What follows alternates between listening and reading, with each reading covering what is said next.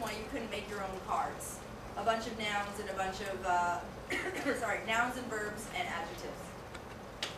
There's no reason you couldn't make it up yourself.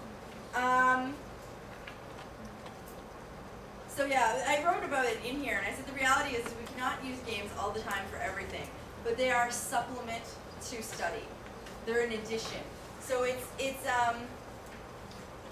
one of my coworkers does this, and it cracks me up because he got in trouble. Because while our school does have a lot of foreign administration, the main administration is Taiwanese. And he got in trouble because his students were playing Monopoly. We're playing Monopoly every day. For like 30 minutes every day, they were playing Monopoly.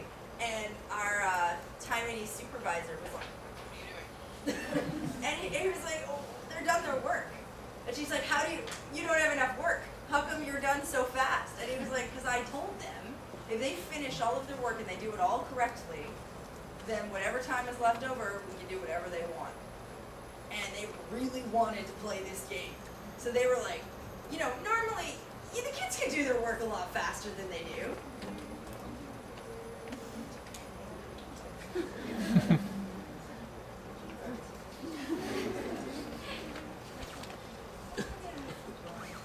You know, and they spend like 20 minutes on one question, and you're like, oh, goodness sakes, there's 10 questions here, come on.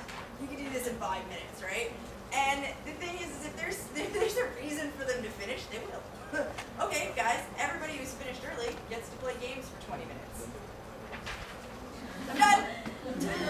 And then, you know, you get to do it. So like, I understand it can be really hard. I mean, I totally understand, because I teach the American curriculum to kids who already are learning the Chinese curriculum, and then they have to learn the American curriculum as well, and it's like, bam, bam, bam, go, go, go.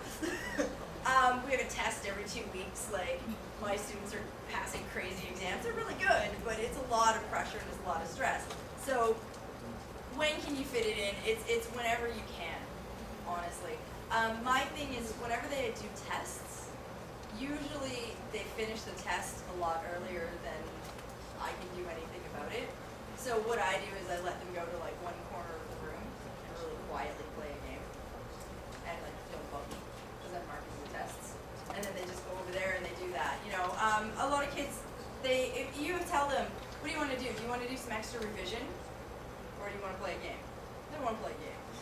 Little do they realize that you're actually getting them to do some extra revision.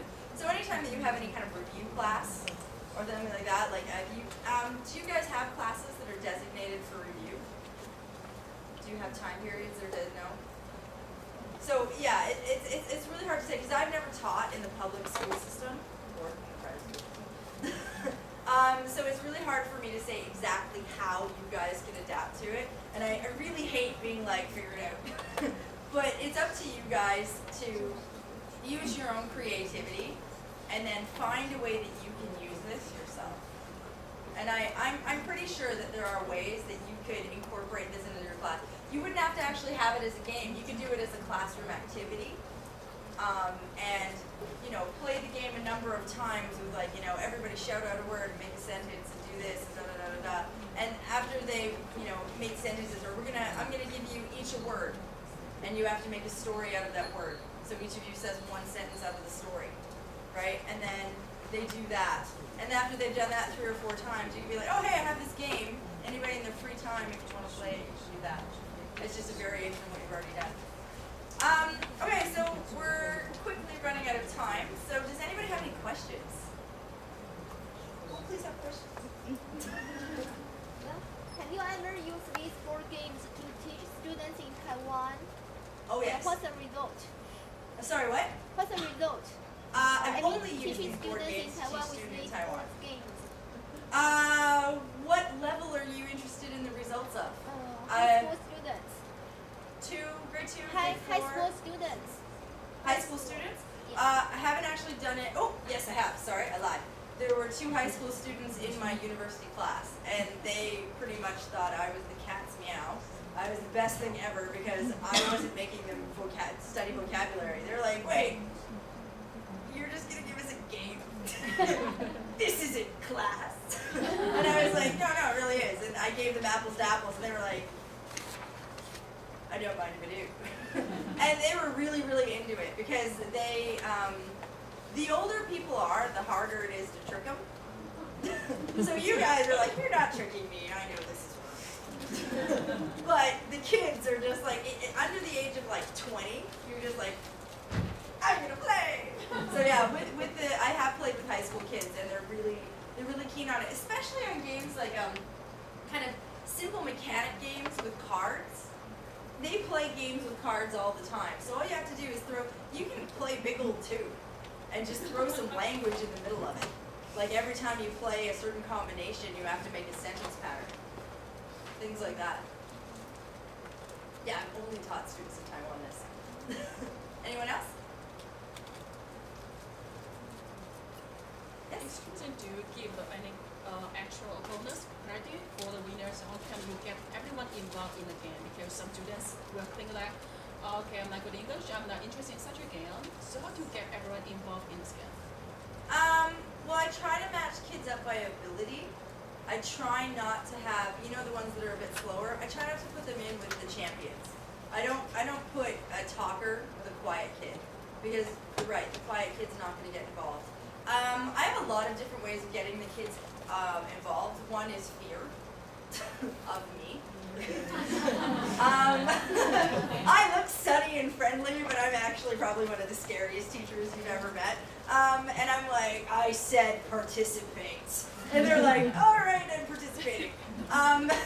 So one is like, you know, just, it depends on each student, I find. I find that for me, it's individual students. Some students respond to threats. If you don't participate, I'm going to be writing a letter to your parents and discussing with them your bad attitude. Other students, I find that some kind of reward works, like points, extra credit, like I'll give you a bonus 1% on your final grade, something like that. I find with most of my students, they have very positive attitudes and they really like to do it, so I don't come across this problem very often. But when I do, when you come across a really petulant student that won't do it for anything, they're like, I don't care and why should I? I submit to bribery. I actually played this game with adults, and it was really funny because I played with a big group of adults, like you guys, and nobody wanted to play. Instead of like 4 people who were like, yeah! And I was like, man, this sucks. This game is such a good exercise, and no one's doing it. Like they were like, here's my card. Apple. Good for you. And I'm like, oh my god, you guys are missing the point. And it was amazing because I took a 100 NT note out of my wallet and I put it on the table. And I said, all right, whoever has the most green cards by the end of the class gets this 100 NT. They all have jobs. They're all business people. They were business people. They probably get paid more than I do. I put 100 NT on the table. Oh my god, it turned into pandemonium. They wanted that 100 NT more than they wanted life. And I was like, you guys, it's 100 NT. And they're like, I don't care. I want it. So you know what? Money. If you have students that won't participate, you're like, all right, I have 300 NT. And I'm going to split it into 50 NT coins. The winner of the game gets 100 NT. The next 5 people that I think tried the hardest, that despite their ability, made the biggest effort, I'm giving them money. And it's really funny, because kids will be like, wait, I don't have to be good, I just have to try. And then he and the girl in the butt, and I don't know! Pick me! And, you know, they'll try. I've done money. I've also done things with classes, like where I've had class points. And the whole class, I have a number on the board. 300. Alright. And if anybody is mouthy, if they're rude, if they're doing something they're not supposed to do, I'm like, alright, that's fine. Mark, no problem. Everybody. And the whole class, peer pressure. Right? I'll be like, oh, Andy, you never talk. Great, good job. Plus 30. Excellent. Okay? And then I tell the students when the score gets to a certain amount, say 1,000, I'll buy them a pizza.